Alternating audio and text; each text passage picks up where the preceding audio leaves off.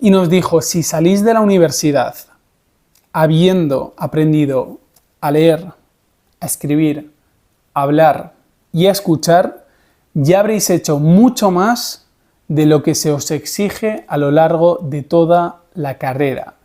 Hoy estamos en un nuevo espacio y no es casualidad porque hemos dejado de lado a Aristóteles, hemos dejado de lado a Kant y vamos a centrarnos en mi experiencia subjetiva y relativa a mi experiencia, esto que quede claro desde el principio, a cuáles han sido mis aprendizajes en la universidad y cuáles han sido mis, más que puntos negativos, mis desencuentros, ¿no?, con la universidad, en particular la mía, pero creo que se puede extrapolar al resto de universidades a nivel nacional, en este caso a nivel de España. Y vamos a empezar haciendo 4 puntos a favor, luego 3 en contra, luego voy a leer un escrito que redacté en base a uno de esos puntos en contra, que en verdad beben de los 3 puntos en contra, y finalmente quiero hacer algo más distendido en lo que no únicamente voy a enumerar de manera cuantitativa cuáles son las cosas a favor o en contra, sino que voy a hacer un análisis más desde las entrañas, ¿no?, como diría Zambrano. Y vamos a empezar. Lo primero, que quede claro que es mi experiencia, que no se puede extrapolar a ti si vas a estudiar filosofía en un futuro o si ya la estás estudiando, pero bueno, creo que es positivo que sumemos experiencias y que la gente sepa lo que realmente es y que no se trata únicamente de como vemos en Merlí o en Merlí Sapere Aude, de una persona que va a estudiar filosofía y se encuentra profesores que son a nivel dinámico, ¿no?, o a nivel casi espectacular, brillantes en ese sentido de estructurar las clases, de ejemplificar, de hacer una especie de performance. Punto número 1 de cosas a favor. A mí me ha servido muchísimo, en particular la asignatura de lógica y filosofía del lenguaje, pero creo que tiene que ver con la filosofía, a pesar de que se especialice en esas 2 ramas, y es cómo identificar cuáles son las falacias que utilizamos en el día a día para engañarnos a nosotros mismos, en primer lugar, y para tratar de convencer sofísticamente al otro. Creo que hay un ejemplo icónico que todos los estudiantes que han compartido clase conmigo conocerán y reconocerán en el momento en el que lo escuchen, y es, si yo digo que algunos fueron a la fiesta, ¿qué podemos deducir de esa pregunta? Me acuerdo que esa fue la primera entrada que tuvo el profesor de filosofía del lenguaje y yo respondí, se puede deducir que no todos fueron a la fiesta.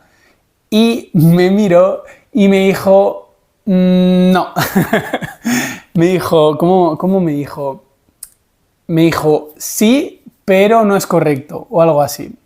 Entonces, luego lo explicó, ¿no? Y dijo, claro, si esa persona sabe que todos fueron a la fiesta, pero omite ese todos y emplea el artículo calificativo, bueno, si emplea el término algunos, a sabiendas de que fueron todos, está diciendo la verdad, es decir, el enunciado es verdadero, porque algunos fueron a la fiesta.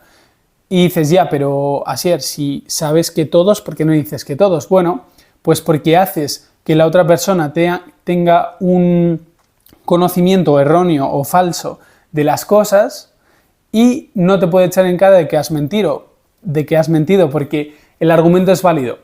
Es decir, algunos fueron a la fiesta, es correcto, a pesar de que todos fueron, y la otra persona tiene una idea equívoca de lo que realmente es que fueron todas las personas. Entonces, bueno, esto sirve para en el día a día identificar qué tipo de enunciados son correctos, cuáles no y cuáles pueden ser falsas verdades, ¿no?, como se dice. Súper importante porque así podemos dar cuenta de lo que decimos nosotros y de si realmente tiene un fundamento epistemológico o si es algo que puede no ser de esa manera y ser de otra. Siguiente punto, que es súper interesante y es muy simple, aparentemente, pero a mí la carrera me ha enseñado a interconectar las ideas y no solo a unirlas y entrelazarlas entre sí, sino que ver cómo todo está de alguna manera conectado. Es decir, si yo tengo el concepto, de panóptico de Foucault, Yo cuando veo una cámara por la calle y hay una persona que se cohíbe de mear en una esquina o de, no sé, decir algún insulto, en fin, una serie de actividades o de no robar, por ejemplo. Bueno, si tienes una cámara y tú no robas, prácticamente la cámara te está condicionando a tu acción, a pesar de que esté apagada. Y eso está interconectado con el panóptico de Foucault de ver sin ser visto. Claro, si tú tienes el concepto de panóptico en la cabeza, ya no puedes olvidarlo. Y eso hace que tengas que interconectar necesariamente, en algunos casos, ideas que aparentemente no están relacionadas y que te sirven para pensar el mundo. Y eso es clave, y como el panóptico hay 1000 conceptos que podemos pensar. Por ejemplo, Javier y Miriam, el colectivo de Mentes Inquietas, que lo podéis buscar, en el libro de Micropolítica del Amor utilizan un concepto de Lesiano, bueno, de Guattari, para entender el amor y hacer una división entre lo que abarca el capitalismo y lo que abarcan otro tipo de lógicas, ¿no?, a lo largo del deseo, del vínculo con el otro. Y me parece muy importante porque si hay esa relación de conceptos, ya no son ideas que están sueltas, sino que ves el mundo con una totalidad o desde una perspectiva mucho más amplia, porque ves las sinergias que nos unen y no las distancias que nos separan. Y ahora vamos a pasar al tercer punto, que para mí es el más clave, y es algo que nos dijo un profesor antes de empezar la carrera, es decir, el día en el que te dice, mira, pues este es el coordinador, si tenéis algún problema de este tipo podéis acudir a esta persona, etc. Y nos dijo, si salís de la universidad habiendo aprendido a leer, a escribir, a hablar y a escuchar, ya habréis hecho mucho más de lo que se os exige a lo largo de toda la carrera. Me quedé, os lo juro, no entendí sus palabras hasta que pasó el primer año de carrera y dije, qué razón tenía. Primero, aprender a leer, porque no sabemos, creemos que aprender a leer es simplemente conocer cuál es el significado de las palabras, cuál es el orden, la estructura que se debe seguir para utilizar un tipo de relato u otro, y nada que ver. Leer es interactuar con el texto, es subrayar, es anotar, es tener un diálogo mucho mayor, es dudar de tus ideas, dejarlas a un lado, abrazar otras. Es una locura.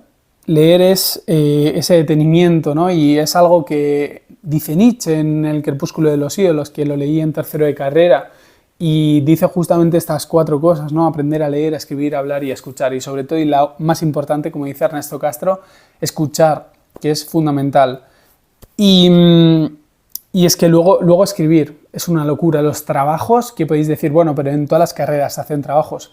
Sí, pero el nivel de reacción que hay que tener en la filosofía y en la filología, sobre todo, aparte de los conceptos que hay que comprenderlos, la epistemología, la ontología, la metafísica, etc., no digo que sean superiores, pero sí digo que son muy refinados en esas disciplinas, como en biología lo son las características mínimas de una molécula, etcétera, ¿no? Que va más a lo micro, quizá. Fundamental. Y luego a escuchar y hablar, ni os cuento en las presentaciones, mi vocabulario se ha extendido muchísimo, es mucho más rico que antes, y esto se debe también y sobre todo a escribir y a leer. Y luego la escucha se agudiza porque estamos constantemente bebiendo de ideas de otros autores, entonces se trata de callarnos del ruido que está aquí y de escuchar con todos los sentidos. ¿Qué más tengo apuntado aquí? Bueno, esto es muy chulo y es la aplicación práctica de conceptos que le he adelantado antes, que es panóptico y la cámara, y tiene que ver un poco también con esa reunión de ideas, ¿no? Así que no me voy a extender porque creo que ha quedado claro. Y ahora sí vamos a pasar a 3 puntos en contra que creo que son muy graves y que se pueden corregir de una manera muy sencilla, a pesar de que los intereses, bien sean políticos, etcétera, no ayuden, ¿vale? El primero es el canon. El canon rígido, fijo y estático que sigue la universidad es repugnante. ¿Por qué? Porque a pesar de que haya autores que son canónicos, tótems y que sean fundamentales para comprender todo, ¿no? Como la cita esta de, ¿no?, todas las filosofías o como que ¿Cómo era la frase? Bueno, como que todo es una nota a pie de página de Platón, algo así. Sí y no, o sea, sí puede serlo, pero no únicamente vamos a leer a Platón o Aristóteles o a estos mastodontes como he hecho los vídeos, ¿no? De Kant y Aristóteles. ¿Por qué eso y no María Zambrano? Bueno, pues en el canal hay de todo, pero en la universidad no os creáis que es así. O sea, yo a María Zambrano la escogí en segundo de carrera para hacer un trabajo voluntario que de mi clase solo lo hice yo y lo hice sobre Zambrano y Rilke. Y ahí la descubrí por mi cuenta, no os creáis que a mí Zambrano me la ha dado una profesora o un profesor y yo lo he aprendido y he dicho de aquí hasta el infinito, no, o sea, me ha venido por mi cuenta como leer a Simone Weil, como leer a Sor Juana Inés de la Cruz, bueno, es cosecha propia. Entonces, no os creáis que vais a leer lo que queráis en primer lugar, porque no va a ser así y de hecho os va a restar mucho tiempo de lectura placentera, cosa que no quita que luego os vaya a entrar al gusto por autores que desconocíais, pero bueno, una de las cosas que nos frenan, o por lo menos a mí me frena, es el canon que es siempre el mismo y a pesar de que sea un conocimiento indispensable para sí, luego poder comprender ideas que son de otros autores y que de alguna manera beben de las fuentes anteriores, creo que no está de más de autores que están primero en la sombra o en el vértice, ese invisible, en el abismo, ¿no? Como diría Nietzsche. Bueno, luego, el pensamiento generalmente tiene un canon y ese canon suele ser occidental. Importante revisar vuestra biblioteca y cuáles son las fuentes y de dónde son. De verdad, ordenaos la biblioteca por, yo qué sé, filósofos alemanes, franceses, etcétera, y veréis como el 90%, por lo menos, es occidental. Todo, todo, todo. Es una locura como la biblioteca, ¿no? Iros a ver en vuestra biblioteca cuántas mujeres hay, cuántas artistas, cuántas filósofas. De verdad, es fundamental porque yo utilizo una aplicación que se llama Notion, esto no es publicidad, y claro, ahí anoto, como podría anotar en esta libreta que tengo aquí, los autores, o sea, anoto el género literario, ¿y para qué me sirve esto? ¿Para saber cuántos libros he leído a lo largo del año? No, que también, pero no es lo principal, sino para saber cuántas autoras he leído, que este año estoy leyendo más autoras que autores y es algo que quería hacer por las carencias que tenía en ese sentido. Luego, para variar géneros literarios, si no yo solo leería casi filosofía y literatura y no leería apenas teatro, poesía, ilusionismo, arte, que ahora estoy leyendo un libro que ya vendrá un vídeo al canal. Entonces, revisar eso es fundamental. Otra cosa que tiene que ver con el canon occidental y con el canon excluyente occidental, que es perdón, la ausencia de las filósofas. Y ahora os voy a leer un texto que redacté para un periódico porque creo que resume, sintetiza y de alguna manera pone sobre la mesa algo que está presente, de lo que no se habla y de lo que cuando se habla es únicamente para justificarse a uno mismo en lugar de para sacudir un poco el canon de nuestro cuerpo y poner la piel o poner el rostro de otra figura que no sea conocida porque ha sido silenciada por la historia. Voy a pasar a leerlo y después de leer esto sí voy a tratar de transmitir más desde la entraña eso que tengo dentro de qué es lo que realmente he sentido que he aprendido sin basarme en estos puntos que era únicamente para plantar la semilla para las personas que estáis a punto de estudiar, que no sabéis si entran en la carrera de filosofía o en otra, y bueno, para que sepáis un poco cuál es la realidad, aunque sea subjetiva, en este caso, por que sea parte de mi experiencia. Dije lo siguiente. En mi primera clase de filosofía leímos un estudio en el que se exponía la desigualdad entre hombres y mujeres, y más concretamente dentro del canon filosófico. Sin embargo, y tras cuestionar la norma producida y reproducida por la academia, la asignatura impartida durante todo el curso no hacía referencia a ninguna filósofa. Es curioso ver cómo dentro de la universidad en la que estudio hay una sala llamada Hipatia o cómo la biblioteca tiene por nombre María Zambrano. No obstante, y a pesar de ver esos nombres tanto dentro como fuera de la institución académica, lo cierto es que en el interior de los temarios no aparecen esos nombres por ningún lado. Paradójicamente, no hay una correspondencia entre la memoria que se quiere preservar y el conocimiento que realmente se transmite, estableciendo una distancia abismal entre el reconocimiento público de su legado y la práctica educativa. Es tal cual. Y quien quiera negarlo, que me ponga delante cuál es el temario que ha tenido y si no es algo excepcional, sino la norma, ¿no? Pero bueno, esto ojalá fuese así. Y nada, esto ya va a ser un poco más improvisado, pero yo entré con muchísimas ganas, sigo teniendo muchas ganas, estoy en cuarto de carrera actualmente. Y, por ejemplo, fue en tercero cuando tuve un pequeño giro, ¿no? ¿Por qué? Porque aprendí a leer de una manera mucho más profunda, como digo, a tomarme más en serio la filosofía. No es que antes no me la tomase en serio, pero sí es verdad que no la veía con tanta profundidad. Y algo que preocupa mucho también, cambiando ya un poco de tema, es las salidas en filosofía. Y algo que yo siempre digo cuando me dicen que no tiene salidas, y es que para salir antes tienes que entrar. Y las entradas en este caso son de conocimiento, que te darán la salida como el hilo de Ariadna en ese laberinto, ¿no? Salvando a Teseo, del relato de Borges, de la casa de Asterión, que es una sola página, es precioso el libro.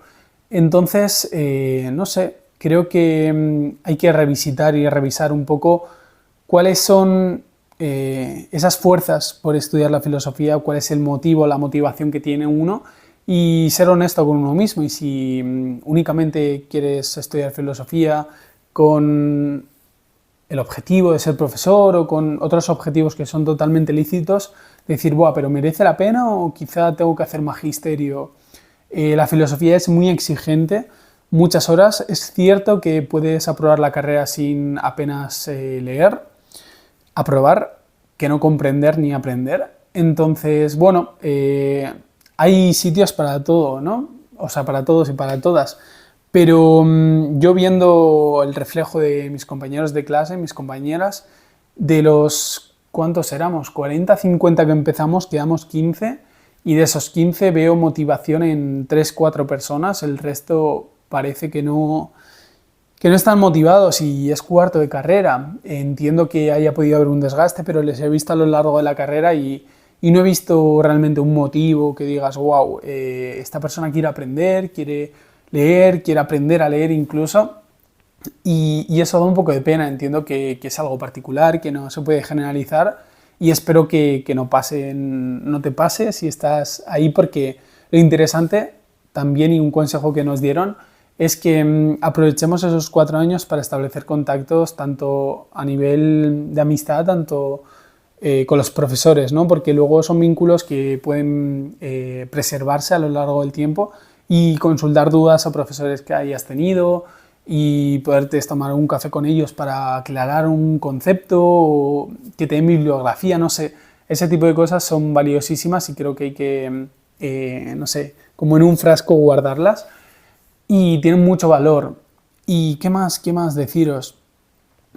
Valorar cada libro. O sea, yo hay autores con los que me he peleado que me ha costado muchísimo, y hay muchos autores que no me gustan. A mí Kant es un autor que no me fascina, pero comprenderlo me ha ayudado a sorprenderme a mí mismo por todo lo que tenía que decir y que yo le quería de alguna manera amordazar por querer leer otros autores y sobre todo autoras. En el caso de María Zambrano, en mi caso es muy claro, y saber sacarle partido, ¿no?, a esos autores que no nos agradan tanto, pero que hay que enfrentarse.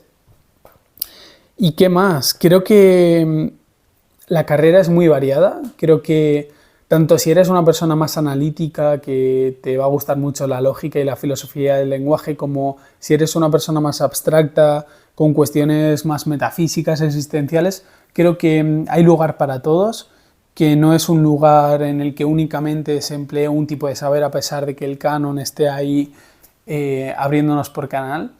pero no sé, creo que darle una oportunidad es bonito y no sé, yo vengo de estudiar un grado medio, un grado superior de algo que nada tiene que ver y me abría al camino de la filosofía y creo que no existe el perder un año en la vida, así que darle una oportunidad a la filosofía creo que creo que está bien, creo que es positivo y creo que tienes que ser honesto contigo mismo y contigo misma y si no te gusta dejar el barco y habrás aprendido cosas y porque ahí, me acuerdo de una compañera que estuvo un mes y poco y no se veía, entró por la literatura a la filosofía y me dio mucha pena, ella también, pero quería seguir otro camino y tenía que dar cuenta de sí y de la decisión que tomaba. Entonces, desde aquí os invito, creo que es una carrera preciosa, a pesar de, bueno, de esos pequeños tropiezos del canon, que es como todo el rato con la misma piedra, como Sísifo, ¿no? Ahí subiendo y bajando, pero creo que es positivo el hecho de la persistencia, porque luego ya vas a tener un doctorado, un máster para poder profundizar y para, sobre todo, que a mí me flipa la estética, ya lo sabéis, para saber en qué rama os queréis mover, ¿no? Que siempre están conectadas, como digo, no se pueden separar la ética de la política de la estética, pero es verdad que mi fascinación sobre todo es estética, por mi trabajo. Y sabía que iba a ser así, aunque yo entré a la carrera pensando que me iba a gustar más la ética y no, o sea, me desencantó muy rápido y roté rápidamente a la estética. Pero bueno, esto en segundo año. Hasta aquí podría estar mucho más hablando, pero no quiero divagar, quiero que os sea un poco las claves en base a mi experiencia y luego también algo más diluido que es un poco desde el alma más profunda, un poco cómo he vivido y habitado esos 4 años que no se me han hecho nada largos y bueno, vendrán más con el máster y espero que algún día el doctorado. Y nada, nos vemos en otro vídeo, no sé si vendrá el libro de estética, todavía lo estoy leyendo y anotando porque quiero ir lento, pero bueno, pronto habrá nuevo vídeo, que lo sepáis, así que si os suscribís y dais like, a mí me hacéis muy feliz y me motiváis a seguir grabando cada 2 días, que es una locura, pero lo estamos consiguiendo y creo que el resultado también a nivel de edición y cámara es chulo y de sonido, ya me lo dejaréis por los comentarios. Y nada, nos vemos en el próximo vídeo.